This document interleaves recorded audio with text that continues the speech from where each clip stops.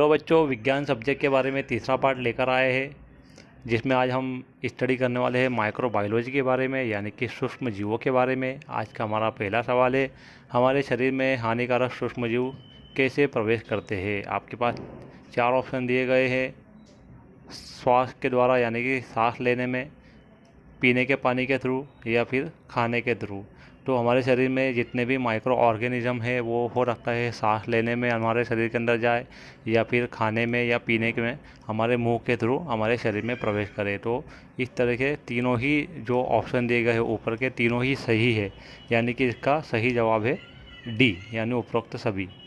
दूसरा सवाल है, संचरणीय रोग कौन कौन से हैं, यानी कि फैलने वाले रोग कौन कौन से हैं जो एक मनुष्य से दूसरे मनुष्य में फैल सकते हैं। ऑप्शन ए है हैजा, यानी कोलेरा। ऑप्शन बी है सर्दी जुकाम। ऑप्शन सी है चिकन पॉक्स। और ऑप्शन डी है उपरोक्त सभी। तो ये तीनों ही रोग ऐसे हैं जो एक मनुष्य से दूसरे मनुष्य में फैल सकते हैं। इसके लिए ये तीनों ही जवाब सही है, यानी कि आपका सही उत्तर है ऑप्शन डी, यानी उपरोक्त सभी। तीसरा सवाल है, रोग वाहक कौन कौन है, यानी बीमारी को फैलाने वाले कौन कौन है इसके अंदर से। कीट, यानी कीड़े मकोड़े, जंतु, या फिर दोनों। तो ये कीड़े मकोड़े भी और जंतु भी ये रोग को एक स्थान से दूसरे स्थान लेके जाते हैं। जैसे कि मक्खी वगैरह है या फिर जीव जंतु है, ये बीमारी को फैलाने का काम करते हैं। इसके लिए इसका सही जवाब आएगा ऑप्शन सी, यानी कि दोनों। चौथा सवाल है, कार्बनिक अवशिष्ट क्या होते हैं। ऑप्शन ए है सब्जियों के छिलके। ऑप्शन बी है जंतु अवशेष। ऑप्शन सी है विष्ठा का अपघटन। और ऑप्शन डी है उपरोक्त सभी। तो ये चारों ही, ये जो तीनों ही ऑप्शन जो दिए गए हैं ये कार्बन के अवशिष्ट है। तो ऑप्शन डी जो है आपका सही जवाब आएगा। अगला सवाल है, सूक्ष्म जीव क्या है, यानी कि माइक्रो ऑर्गेनिज्म क्या है।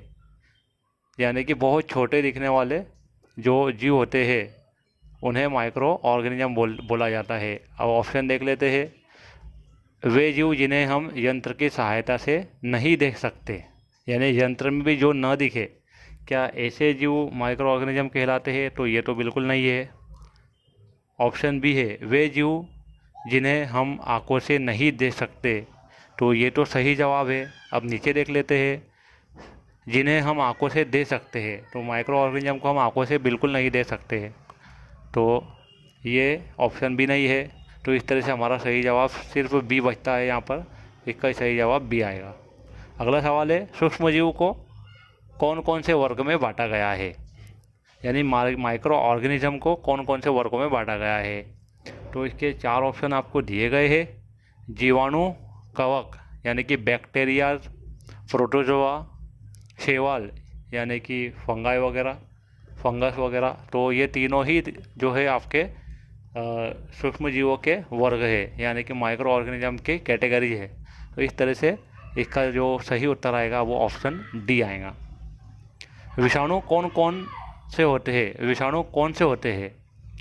अकोशिकीय विषाणु, यानी कि असेलुलर वायरस, परपोषी कोशिकीय विषाणु, या फिर क और ख दोनों।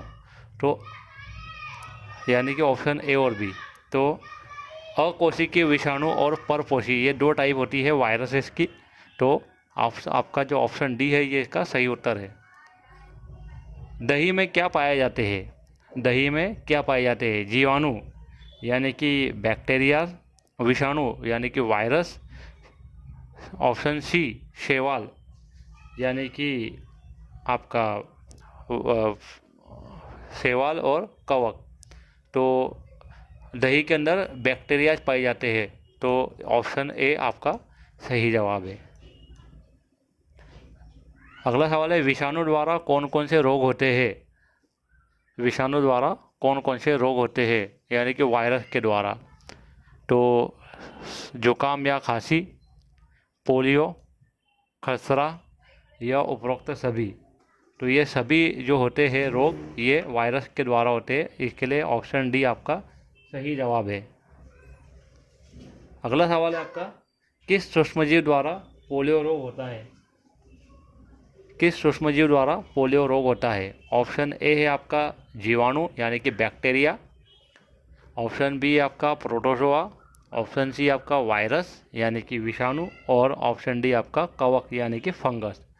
तो पोलियो रोग जो होता है वो विषाणु द्वारा होता है यानी कि वायरस द्वारा होता है। तो ऑप्शन सी आपका सही जवाब है।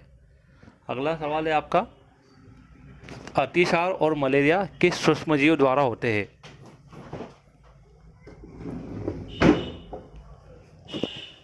ऑप्शन ए है जीवाणु, ऑप्शन बी है प्रोटोजोआ, ऑप्शन सी है विषाणु, और ऑप्शन डी है शैवाल। तो इसका सही जवाब जो आएगा वो आपका प्रोटोजोआ आएगा।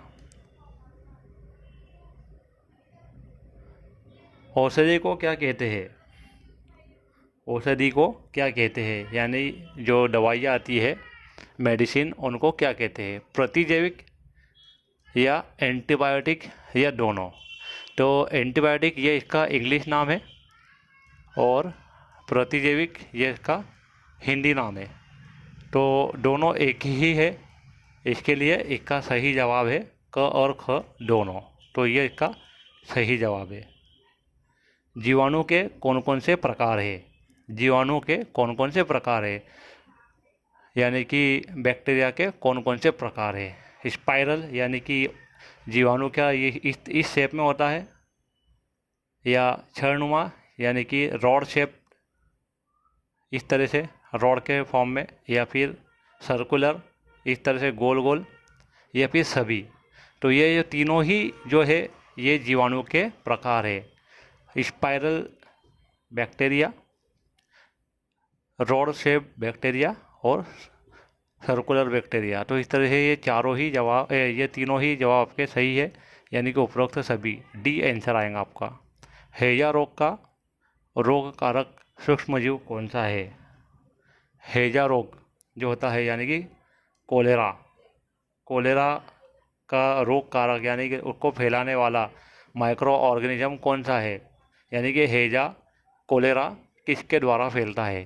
वायरस, प्रोटोजोआ, जीवाणु या सभी?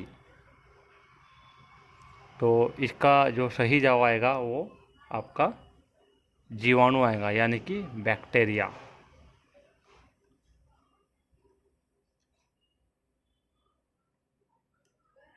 बैक्टीरिया आपका सही जवाब है। सर्दी जुकाम एवं फ्लू में प्रतिजैविक प्रभावशाली क्यों नहीं होते हैं? यदि किसी को सर्दी जुकाम हो जाता है या बुखार आ जाता है तो उसमें एंटीबायोटिक क्यों काम नहीं कर पाते हैं शुरुआत में?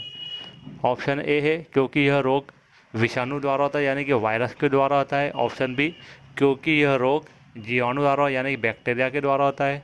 ऑप्शन सी क्योंकि यह रोग कवक के द्वारा होता है यानी कि फंगस के द्वारा। क्योंकि यह रोग शैवाल के द्वारा होता है। तो इसके अंदर बैक्टीरिया जो होते हैं उनका विरोध करने के लिए आप एंटीबायोटिक दे सकते हैं, लेकिन ये जो रोग होता है सर्दी जुकाम और फ्लू ये विषाणु के द्वारा होता है यानी कि वायरस के द्वारा होता है। और वायरस को यदि आप एंटीबायोटिक दोगे तो वो काम नहीं करेगा। इसके लिए सर्दी जुकाम के अंदर प्रतिजैविक यानी कि एंटीबायोटिक काम नहीं करती है क्योंकि ये वायरस के द्वारा होता है। तो आपका आंसर ए आएगा। जब रोग कारक सूक्ष्मजीव हमारे शरीर में प्रवेश करते हैं तो उनसे लड़ने के लिए हमारा शरीर क्या करता है? जब रोग कारक हमारे शरीर में प्रवेश करते हैं तो उनसे लड़ने के लिए हमारा शरीर क्या बनाता है यानी किस चीज़ का प्रोडक्शन चालू कर देता है हमारा शरीर? हार्मोन, लार, रस या फिर प्रतिरक्षी? हार्मोन, सलाइवा वगैरह ये तो बिल्कुल नहीं करता है। ओनली हमारा शरीर जो है खुद की रक्षा करने लगता है, इसे प्रतिरक्षी कहते हैं। वैक्सीन का उपयोग किस रोग के लिए किया जाता है? हमने अभी पिछले दिनों सुना था कि कोविड-19 एक बड़ी बीमारी आई थी, एक महामारी थी, उसके लिए हमने वैक्सीन लगाया भी बहुत सारे लोगों ने।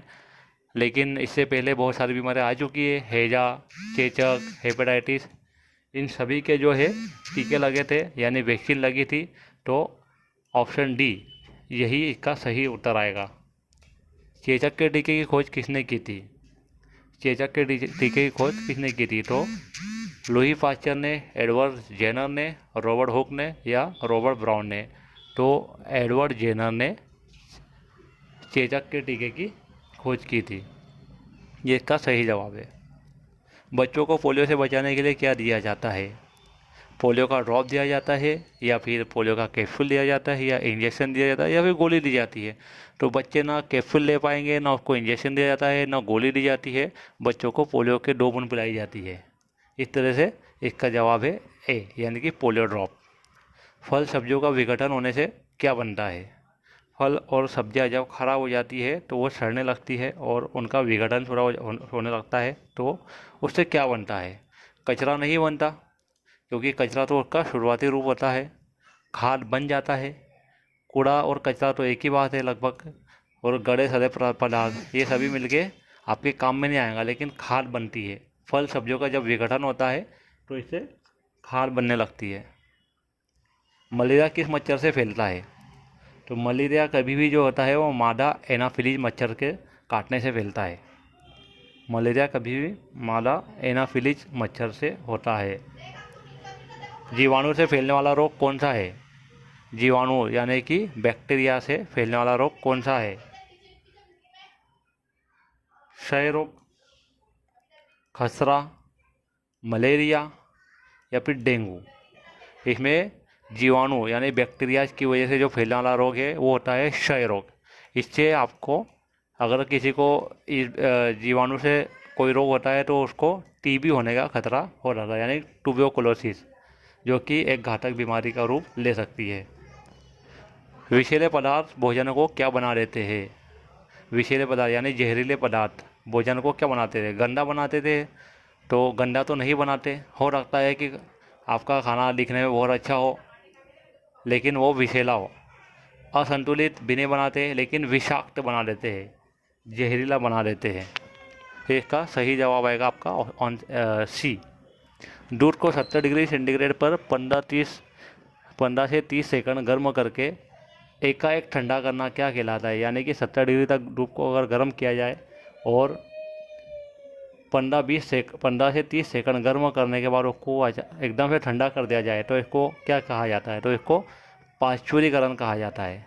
इसको पाश्चुरीकरण कहा जाता है, जिससे कि दूध लंबे समय के लिए ख़राब ना हो। हमारे वायुमंडल में कितने प्रतिशत नाइट्रोजन गैस है? तो हमारे वायुमंडल में 75 नहीं है, 77 भी नहीं है, 78। हमारे वायुमंडल में 78% नाइट्रोजन गैस है। तो आज की वीडियो में इतना ही। अगला वीडियो फिर लेकर आएंगे जो आपके लिए बहुत काम आए और आप इस एग्ज़ाम को अच्छे से क्रैक कर पाओ आसानी के साथ में।